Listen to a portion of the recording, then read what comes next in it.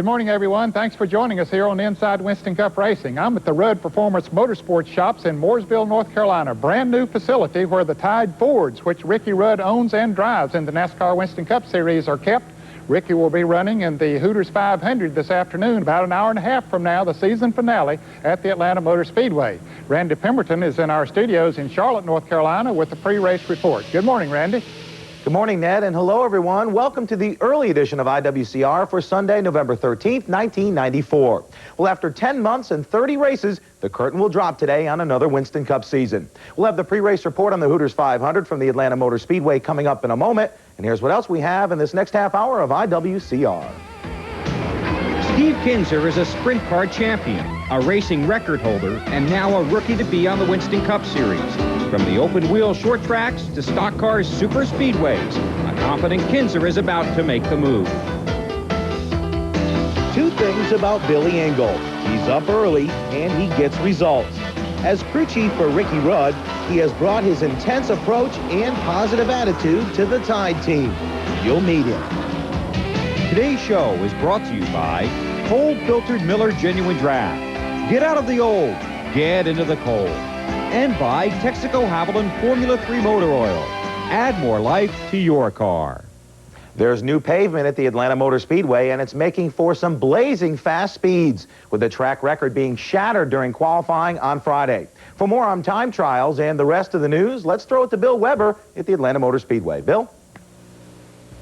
This segment of IWCR is brought to you by Texaco Haviland Formula 3. Add more life to your car.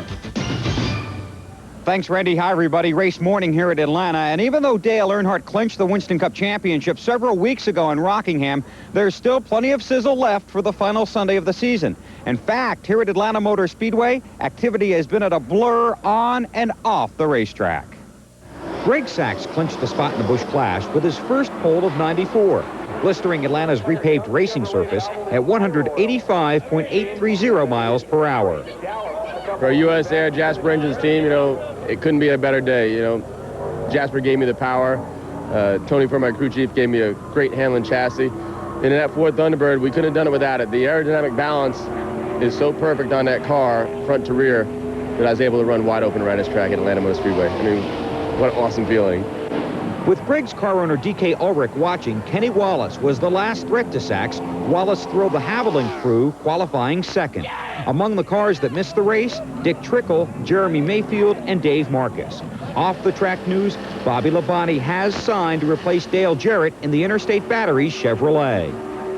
Joe Gibbs' operation is awful successful. They've done an excellent job over the past 3 years, and I'm looking forward to going over there. All the guys are staying. They're a great bunch of guys, and it's an opportunity for me. It's unfortunate that we couldn't get things worked out here sponsorship-wise in the time that you need to in this sport. The season ends, and but we've still got one more race, and we're trying to get this Max Miles Pontiac going for Sunday. Car owner Bill Davis had a 3-hour meeting with a prospective sponsor yesterday. He hopes to announce some good news for 95 by next week. Meineke was unveiled as the sponsor for Steve Grissom in 95. Buddy Parrott joins the team as vice president of operations. No official announcement from Penske Racing on a replacement for Parrott. Bill Elliott unveiled his 95 ride Thursday in Dawsonville. McDonald's Ford will carry the number 94 as a tribute to his nephew Casey Elliott, who is stricken with cancer. Mike Wallace will return to the Heilig Myers Ford for next season. Duron Paints comes aboard as a co-sponsor. Wallace will also run a limited number of Busch races. Mike won Saturday's 500K ARCA race in Atlanta. Jimmy Horton was second, and Joe Bessie finished third. Martinsville Speedway in Virginia has dropped its 2 Busch races, tentatively leaving 27 events on the 95 schedule.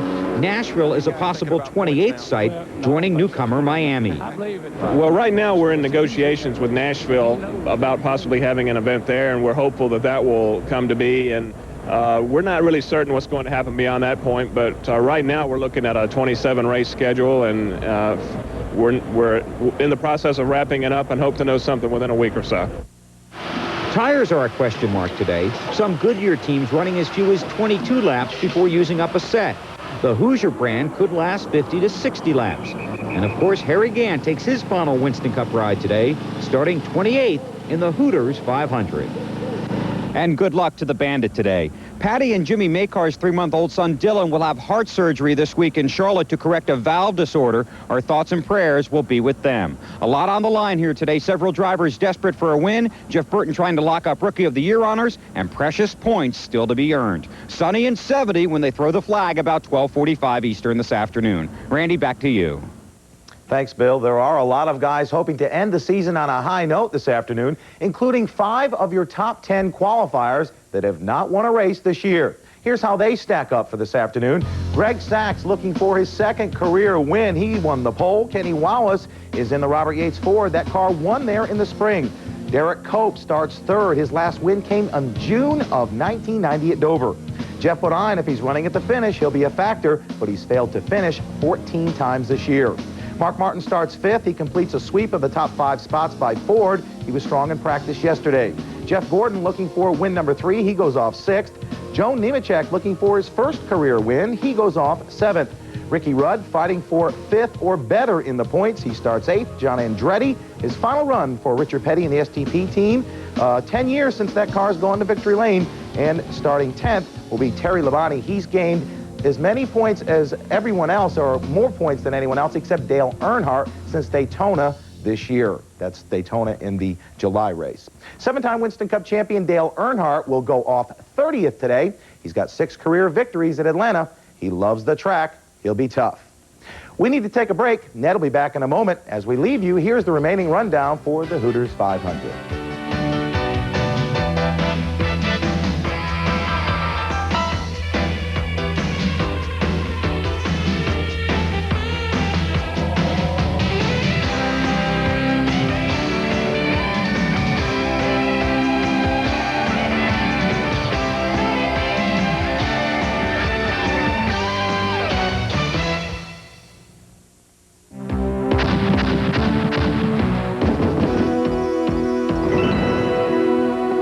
Over the years, we've seen many top stars from other forms of motorsports come into NASCAR Winston Cup racing, and many of them have been very successful.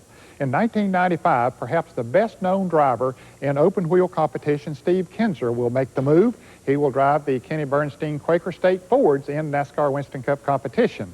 Randy Pemberton takes a look at Steve Kinser's accomplishments and his dreams. When you're talking race cars and the King creeps into the conversation, most people would assume you're talking about Richard Petty. Some would even argue that the King is A.J. Foyt, and still others would point to this man, the King of the Outlaws, Steve Kinser. Kinser's sprint car career started in 1975 at Paragon Speedway. And when the World of Outlaws was formed in 1978, Kinser took the crown, the first of 14 World of Outlaw titles for the 2nd-generation sprinter. But recently, Kinser closed the record books on his storied career, only to start a new chapter as a stock car driver on the Winston Cup Tour. In 1995, Kinser will hook up with Kenny Bernstein and his Quaker State Fords, and hopefully form a new foundation that'll eventually allow him to run up front. But even this guy they call the King knows that conquering the Winston Cup competition won't be easy. I got a lot to learn, but that's going to be quite a bit of experience for me right there. And another thing is, when I come down here, I'm going to try to do it every week. It's nothing else I'm going to do. I'm going to put 100% to this and nothing else. This is going to be my life. This is going to be my family right here, and I hope I get accepted in it well. And you know, basically what I want to do to start with is get down there, keep my nose clean, and get some respect from everybody else. Kinser copped a lot of respect earlier this year when he upset the entire field at Talladega by capturing a leg of the International Race of Champions. You won that IROC race. I think you about shocked the world when you did that. Well, you know, it's going to be that was probably shocked myself as much as anybody else. It's a lot different. You know, those cars they try to keep them as equal as they can, and you know, you can get it, sometimes you can get in a car that maybe handles just a little bit or whatever, and here you've got all these race teams here that's all they're trying to do is get an edge on the other car, and a lot of years of experience and a lot of years of driving experience here, and it's going to, believe me, it's going to be tough. Kinser knows about being tough. They say you never know what a race car driver is made of until he's made it on his roof. Kinser's been there, and he's proved he's as tough as they come. 10 times he's won the Knoxville Nationals. 9 times he's captured the prestigious Gold Cup of Champions.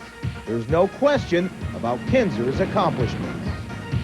Oh, I think my the greatest thing I feel is accomplishment is knowing that I've stayed on top of the sport for quite a while. You know, for me, by being a second-generation driver, I think it really helped me a lot. I grew up around the sport. I had a lot of knowledge coming into the sport. You know, that was my life. I'm sure, you know, Dale Earnhardt, well, I'm sure he watched every lap, every corner, every move, through lap cars, everything that his dad did. And you can't realize how much you learn growing up around it, watching that. And, you know, and I think just being around the career and being good with the people and staying on top of the sport, what I did, that's probably my biggest success of it. When Steve straps in next season, it won't be his first time in a Cup car. But he and his team realize the quicker they get him some seat time, the more comfortable he'll be come Daytona in February 1995. What are your plans as far as off-season, getting your feet wet, trying to get to some places, get used to the cars? What are the plans like there? Well, we're gonna try to do that. The worst part, probably the worst thing we're going to have is I'm lucky enough we're going to be starting at Daytona, where I've been on Talladega, Daytona. The things where I'm going to be a little bit lost is when we leave there and go to some of the short track things. Believe it or not, me coming from some short track racing, you would think maybe that's where you're going to. But you know, those tracks are going to be really tough. There's a lot of knowledge getting those cars set up and rolling around the tracks, and you know, getting them off the corners and whatever it takes. And that's something I'm going to need to make some laps on. So. I feel we can go out and get some non-sanctioned tracks and spend some time with those. I think they're going to try to wear me out with a little seat time between now and then, and then at the first of the year we'll start on our speedway testing. So it's nice to have a race team that you can do that with, and when you go down and run your first race, you know you're going to have equipment. If I happen to get in there and mess up and tear a car up, I'm going to have another car. You know, and again, I want to thank Kenny Bernstein for digging down and giving me an opportunity to do this. Well, Steve Kinser knows that it will not be an easy transition, but he has the talent and the dedication to make it work. We'll be right back with Bill Engel, crew chief on these Tide Fords, and we'll have the mailbox, so don't go away.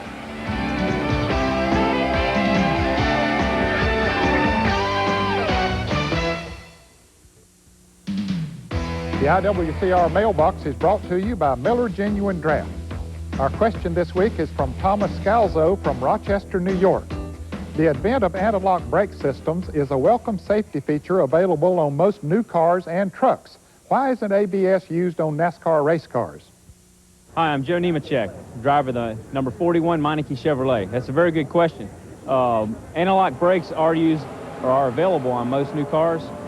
Some of the race cars are using them. NASCAR has a rule that we can only use a mechanical anti-lock brake. We cannot use the computer-type anti-lock brakes, and there's a number of cars that are starting to use the mechanical anti-lock brakes, and they're very helpful.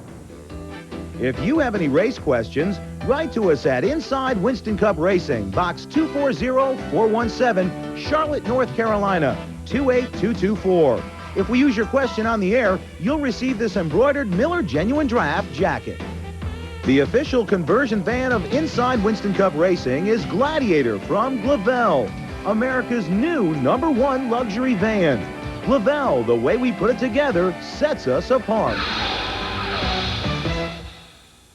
Race fans, order your copy of the '94 NASCAR Yearbook for Christmas, and you'll be automatically entered in the Great Book of Ride Sweepstakes 5, where 5 lucky winners receive airfare on U.S. Air for 4 to Charlotte and tickets to the Coca-Cola 600. Other winners receive official NASCAR Press Guide jackets and copies of the '95 NASCAR Press Guide. Time is limited, so call 1-800-632-1100 now to order the NASCAR Yearbook, and we'll enter you in the sweepstakes. Remember, you can't enter the sweepstakes over the phone unless you place an order.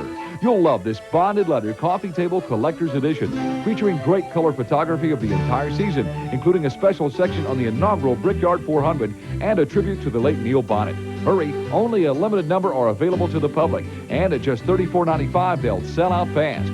To enter without a purchase, send your name, address, and phone number to this address. Entry deadline December 31st, 1994, and you must be 21 or older to win. Give the race fan the gift that lasts a lifetime. Order your copy of the NASCAR Yearbook today. The folks here at Rudd Performance Motorsports continues to build new cars. We're looking at their 1995 short track car that will carry the Tide colors. A lot has happened with this team in just a little over a year when it was started. They started out in a rented facility, then Ricky Rudd built this new ultra-modern shop. They moved in here in April while continuing to race. They have one Bush Pole Award. They also have one victory and are in the top 5 in the NASCAR Winston Cup point standings, a lot for a team in its first year of operation. And much of that success has been attributed to the crew chief, Bill Engel. Let's meet him. I get up pretty early, but I always have. Now, I like getting to work earlier than the guys that worked for me because I can get in, look at things that have been done on the previous day and look at things that need to be done that day and the rest of the week in order to set my plan up for what's the next thing to do. And I'm not one of these guys that wants to come in and see the guys stand around for 30 minutes to an hour drinking coffee, bench racing. You know, come in, get started on your job, and it makes the day go a lot quicker and a lot better, and the guys can get out at a decent time of the day.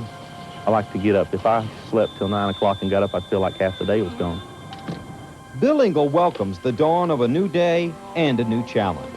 Every morning begins before sunrise with his cup of coffee and a personal inspection of his fleet of Fords.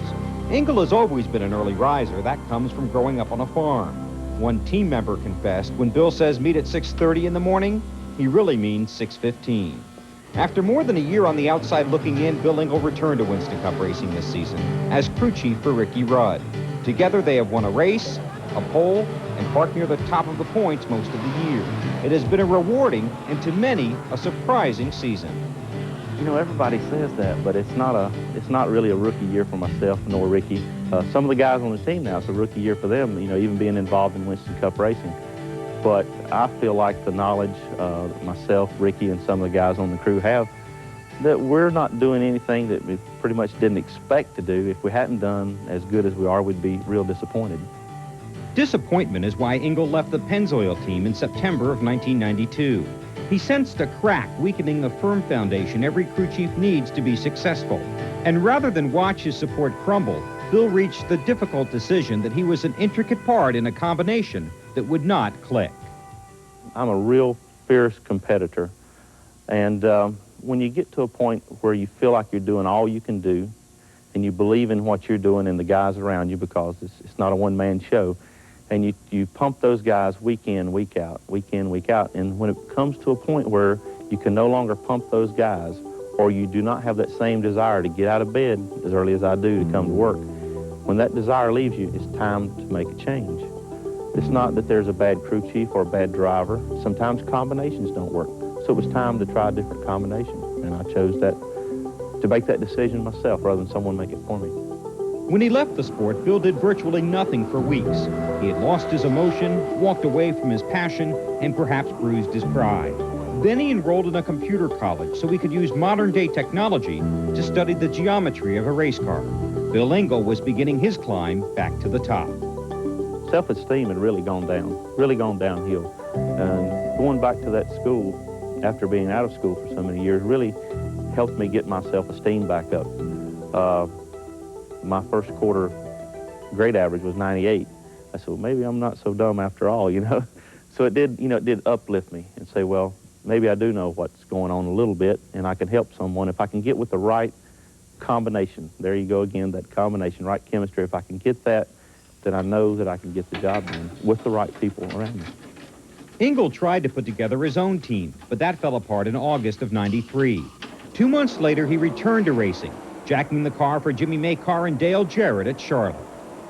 And while I stand there on that pit wall, Jimmy calling race strategies to Dale, I said, man, I have got some way to get back in the sport.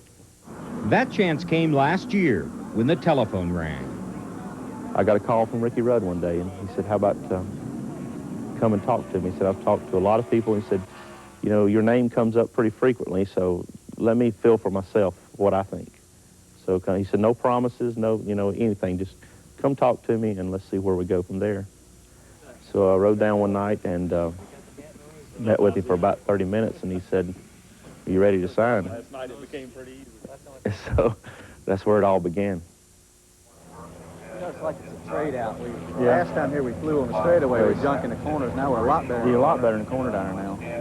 That's what I'm saying. It looked like to me that made the car a whole lot quicker. Well, the times were quicker. That made the car quicker because you were able to go on in under them if you had the momentum and stay under them and drive off. The reason I couldn't continue to drive off it's because it pushed them in. Bill knows how lucky he is. He also knows luck is the sum of long hours of hard work.